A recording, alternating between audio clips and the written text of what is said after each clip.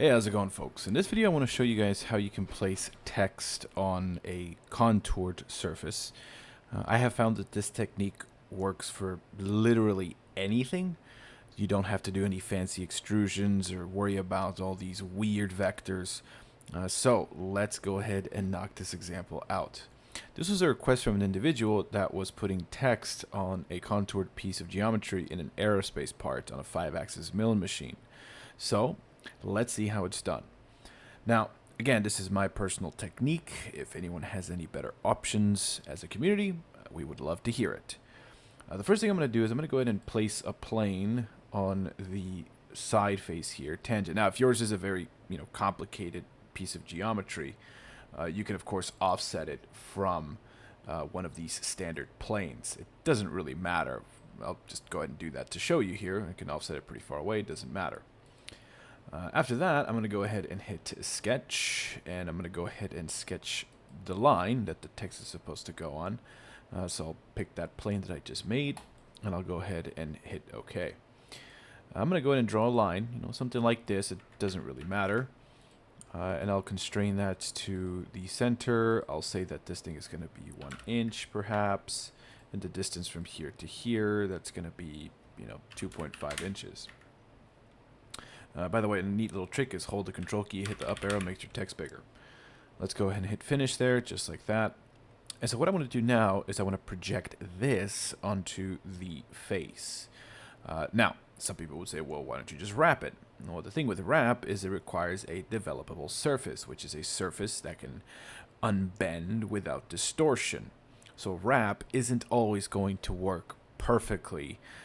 Whereas project is more like a shadow, right? It's casting a shadow of the curve on the surface. So it does not require a developable surface like wrap does. So let's go ahead into curve here, and then I'm going to go ahead and hit project curve. Now with project curve, I'm going to go ahead and select my sketch, just like so. The object that it will be projected to will be the side of the cylinder here. And it will be projected along the, in this case, negative x direction, like so. Good. Now that we have this guy here, let's go ahead and put some text on it. So I'm going to go ahead and hit text. I'm going to go ahead and change this over to on face. And we're going to go ahead and set this to single face, just in case there are any weird faces connected there. Of course, this is going to be the face, like so. And the placement method is going to be curves on face. So I'll go ahead and select the curve there, and let's go ahead and select this guy like so.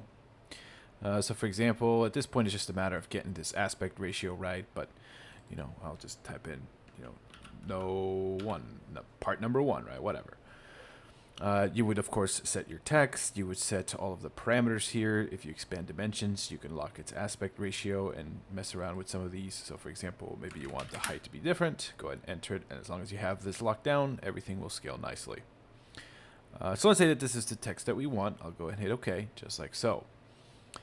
Now, at this point, if all you're looking to do is either pull the text out or push the text in to signify that you're adding or removing material, then you can go over to the Home tab, and if you have access to this, you can use the offset command in the synchronous modeling application. The thing about offset is that it always offsets normal to itself. So if you pick a face, it will always offset normal to that face. So in this case, I can change my selection filter here from not selection filter, but my face rule, from single face to region boundary faces. Okay, and it looks like for this one, it only seems to work on this one, unfortunately. I was hoping that it would work a little bit better, so it looks like unfortunately it's not going to work here. Sometimes this does work though. What this allows you to do is it allows you to select closed off portions that are on a contoured surface via text. In this case, it's not going to work, but if you want, you can give that a try and see if it works for you. But this next step will work 100% of the time. What I want to do now is I want to go over into the Home tab. In the base more, I'm going to find this guy here that says divide face. Again, I'm going to choose single face for this. And for my face, I'm going to pick the side face here.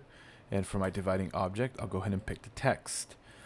And as you can see, what it essentially does is it imprints it onto the face. All right, now I hid everything so you can see that this is a separate face at this point. So in other words, before we quote unquote imprinted it, we only had one face, but now we have 1, 2, 3, 4, 5, 6 faces here now because these count as separate faces. I might have the number mixed up there, but you know what I'm trying to say. Now, if this is all you're going for, you can hit Control J at this point, change its text color by hitting face. Simply select the numbers like so and the letters and change its color to whatever you want. But if that's not what you're trying to do, you actually want to push the text in or pull the text out, then now we're going to use offset. And all we have to do is simply select those faces that are imprinted on the cylinder and watch what happens. I'm actually going to make this pretty drastic so you can see it. You see how it always does it normal to itself? See that? And it follows the surface like so. And of course, if you go the other way, then you can see that it works in that state as well. Okay.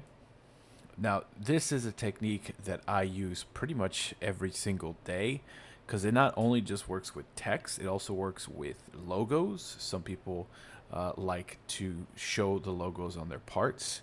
Other times I get DXF files from individuals that they want me to use for some of the locations. And this technique works 100% of the time. I have not had an issue with this technique. As long as your surface is reasonable, right? If it looks, something like this, then I think you can bet that it's probably not going to work, right? If it looks like that, right? You can't expect it to work on something like this. But for everything else, I've had very, very good luck. And honestly, this is the only technique that I use. Even if it's flat, I still just use this technique because, in my opinion, it's just so much easier.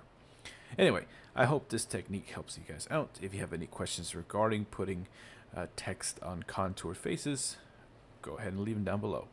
Thank you guys so much for watching, and take care. Bye-bye.